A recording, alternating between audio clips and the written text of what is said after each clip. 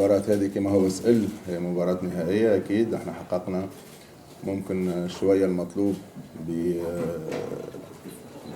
بربح ماتش الذهاب. باقي ماتش الإياب ممكن يكون ماتش صعيب، تعرفوا هذا نهائي. أكيد اللي باش يكون محضر كما يجب الماتش من جميع النواحي وخاصة ذهنيا، أعتقد أنه باش يفوز بالماتش إن شاء الله.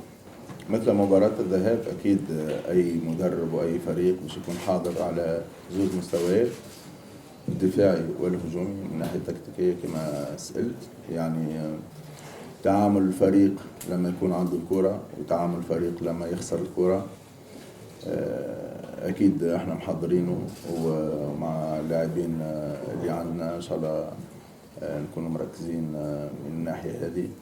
أنت سألتني بالنسبة للناحية الهجومية، عندنا لاعبين عندهم من الإمكانيات الشيء المحترم اللي يقدر يكون معناها جاهز ويصنع الفارق في استاد القاهرة إن شاء الله.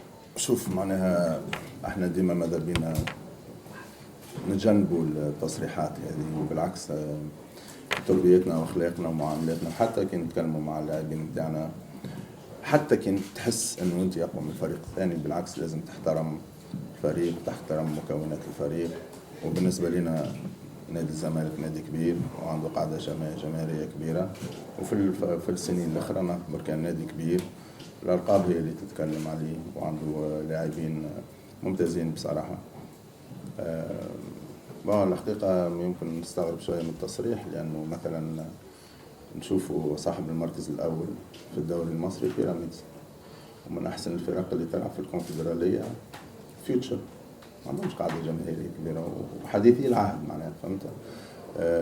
ولذلك ممكن لازم نحترموا شوية المنافس ونعطيه قيمة للمنافس. وتحب ولا تكره، احنا انتصرنا على الزمالك، ما نحبش ندخل في التفاصيل، ولكن احنا نحترموا الناس الكل.